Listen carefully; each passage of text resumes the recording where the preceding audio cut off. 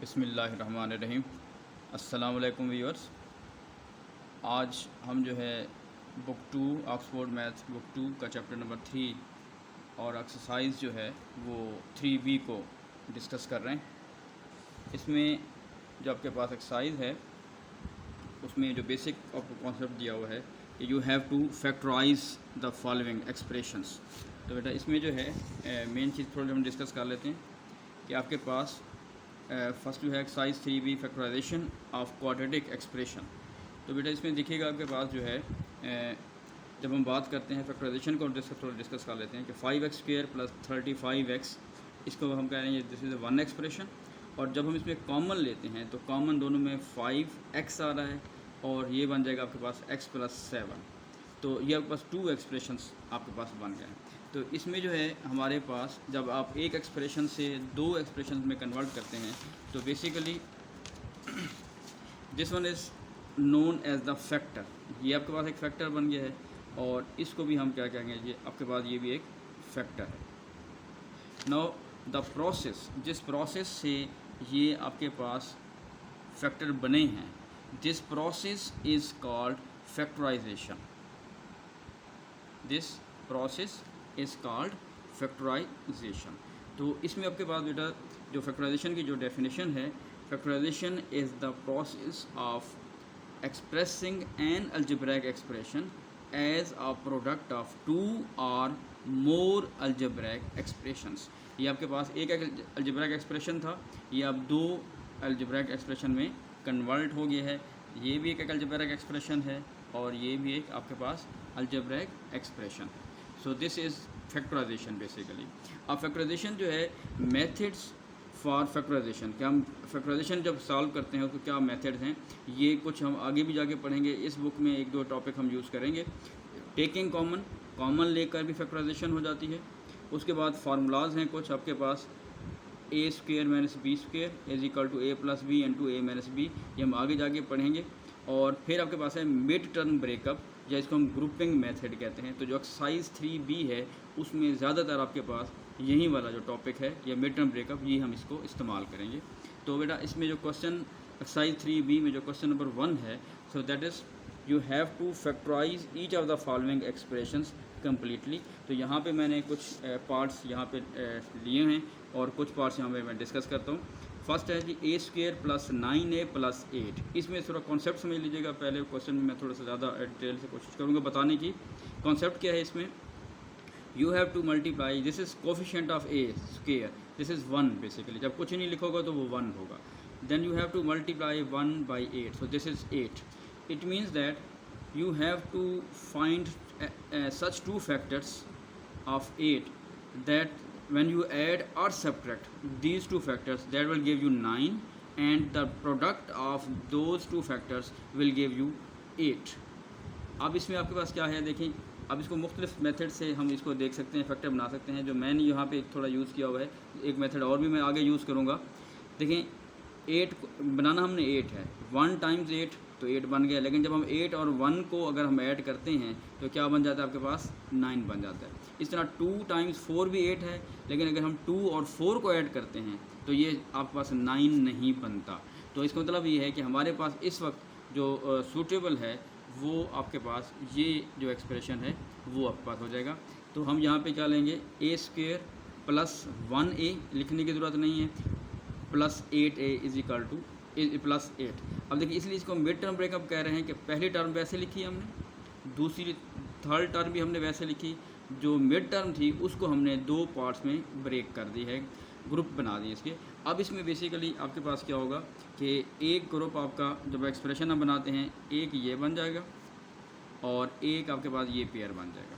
अब इसमें पहले ग्रुप में जब हम कॉमन ले रहे हैं, पहले पेयर में से a कॉमन आ रहा है जी, a + 1, क्योंकि कॉमन का मतलब होता है हम डिवाइड कर रहे हैं।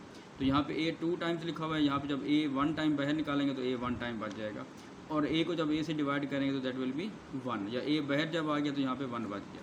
इसी तरह देखिएगा कि 8 इन दोनों को डिवाइड करता है, यानी 8 कॉमन आ रहा है, तो वो आपके पास यहाँ पे a बचेगा, और इधर से हम जब 8 को 8 पे डिवाइड करेंगे that will be 1।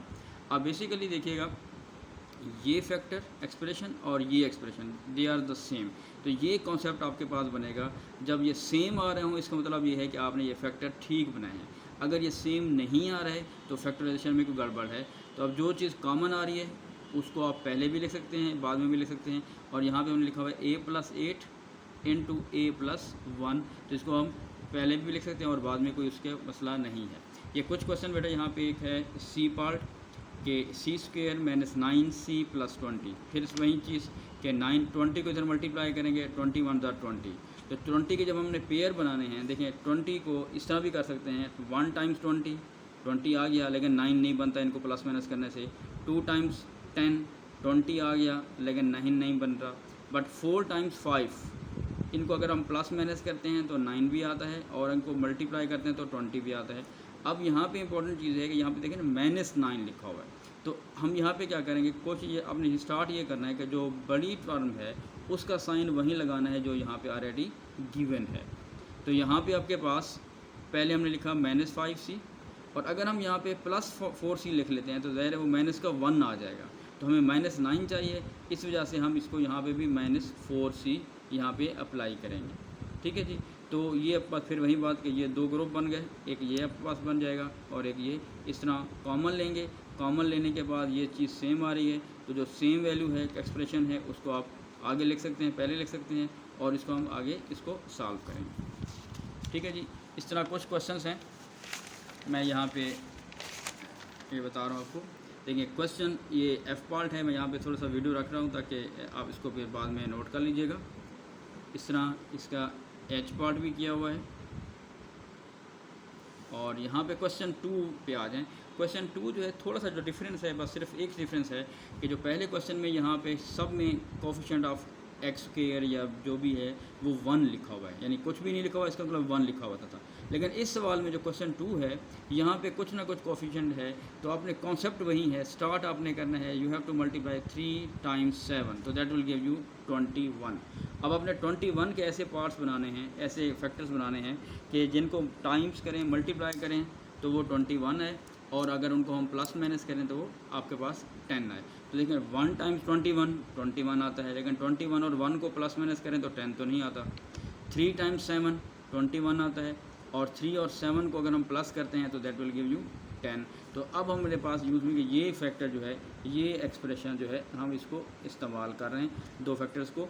So 3n² ये वैसे फर्स्ट टर्म, वैसे थर्ड टर्म भी वैसे, जो सेकंड जो मिड टर्म है उसको हम लिख रहे हैं 3n + 7n। तो मैंने इसलिए इसको पहले क्यों लिख दिया, क्योंकि 3 को 3 के साथ लिख दिया, 7 को 7 के साथ लिख दिए। अब किसी तरह भी इसको अरेंज कर सकते हैं। अब बेटा फिर वही बात कि ये 2 एक्सप्रेशन बन गए, पेयर बन गए। यहाँ से आप देखें 3n कॉमन आ रहा है, कॉमन मीन्स के 3 देखें दोनों पे डिवाइड होता है। इस तरह n यहाँ पे 2 टाइम्स है, यहाँ पे n 1 टाइम है, तो एक n कॉमन आ रहा है। यहाँ पे 7 कॉमन आ रहा है, वो 7 हमने पहले ले लिया, यहाँ पे n होगा। और बेसिकली जब हम कॉमन ले रहे होते हैं then you are going to divide, तो 7 को जब 7 पे डिवाइड करेंगे यहाँ पे 1 आएगा, जब 7 को यहाँ पे 7 पे डिवाइड करेंगे तो यहाँ पे 1 आएगा। तो अगर आप कॉमन लेते हुए किसी को प्रॉब्लम हो रहा है तो वो मेंटली इसको दोबारा मल्टीप्लाई करेंगे भी आपको समझ आ जाएगी कि आपने कॉमन ठीक लिया है। फॉर एग्जांपल देखें 3n² + 3n, ये वही चीज़ दोबारा आ जाएगी। हाँ जी। अब जो चीज़ दोनों में सेम आ रही है वो एक दफ़ा लिख देंगे, और जो यहाँ पे बच रहा है 3n + 7 उसको हमने यहाँ पे लिख दिया। ये आप पहले भी लिख सकते हैं, बाद में लिख सकते हैं, इससे कोई ख़ास फ़र्क नहीं पड़ता। ये कुछ क्वेश्चंस हैं जहाँ पे मैं थोड़ा सा पॉज कर रहा हूँ ताकि आप इसको बाद में जब खुद सॉल्व करेंगे तो ये सोल्यूशन भी आपके पास यहाँ पे किया हुआ है। ये कुछ पार्ट्स हैं बेटा, और बाद में आपने मुझे कमेंट सेक्शन में लिखना है कि अगर कोई प्रॉब्लम आपके पास है वो आप डिस्कस करेंगे।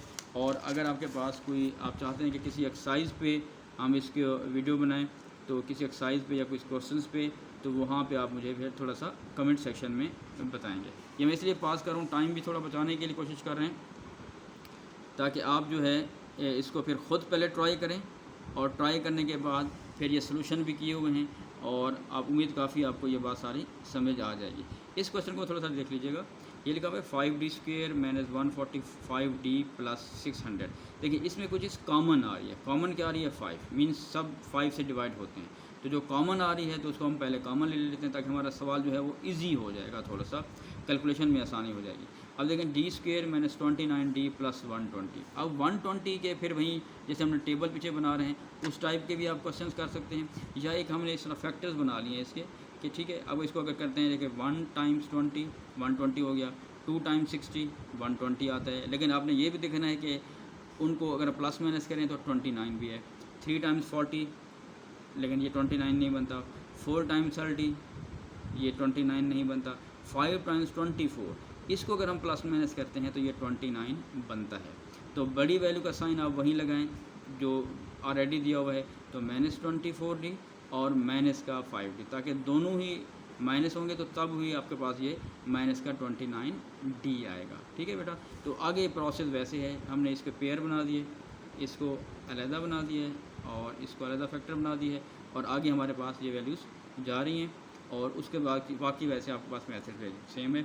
इसको थोड़ा सा हमने अरेंज कर लिया है कि के स्क्वायर वाली वैल्यू पहले लिख ली है और बाकी के वाली दरमियान में और इसको बाद में, और जिसमें नेगेटिव साइन आ रहा है तो ओवरऑल नेगेटिव अगर हम कॉमन लेंगे तो साइन आगे क्या हो जाएंगे, चेंज हो जाएंगे। बाकी कॉन्सेप्ट वैसे है जो आपके पीछे हमने इसको सॉल्व आउट किया हुआ है, ये प्लीज़ इसको देख लीजिएगा।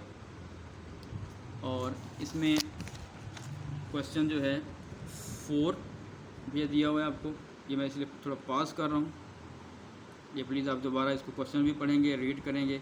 ये एरिया दिया हुआ है और एक आपको लेंथ दी हुई है, then you have to find the breadth. ठीक है जी, ये और क्वेश्चन नंबर 5 है, उसके 2 पार्ट्स दिए हुए हैं, ये फ्रैक्शन फॉर्म में है। तो इसके जो 9 है, अगर हम 9 को डिनोमिनेटर सेम करें तो इसको भी 9 बनाएं, इसको भी 9 से मल्टीप्लाई भी करेंगे, डिवाइड भी करेंगे, इसको भी 9 से मल्टीप्लाई भी करेंगे और डिवाइड भी करेंगे, डिनोमिनेटर सेम हो जाएगा। 1/9 को बाहर निकाल दें, बाकी ये एक्सप्रेशन हो गया 9 4 36। बाकी प्रोसेस आपने वैसे करना है जो हम ऑलरेडी यूज़ कर चुके हैं। और जो लास्ट पार्ट है बेटा इसमें, जो इसमें डेसिमल्स की फॉर्म में दिया हुआ है, तो डेसिमल्स को पहले अगर हम रिमूव करें तो 6/10 ये सारा 10 आ जाएगा, तो 1/10 आप बाहर निकाल सकते हैं।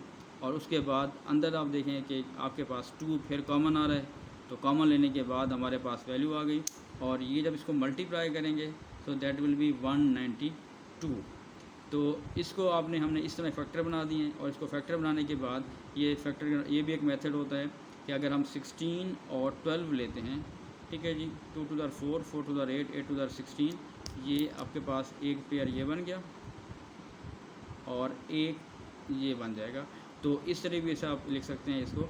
तो फिर वही कॉमन हमने लिया, ये अलहदा पेयर है और ये अलहदा पेयर है, तो फिर हमें इसको आगे इसको सॉल्व कर लिया। ठीक है जी बेटा, इसको आप थोड़ा सा मज़ीद भी खुद कीजिएगा, और अगर कोई चीज़ है तो आप इसे कमेंट सेक्शन में हम डिस्कस करेंगे। ओके जी, अल्लाह हाफ़िज़।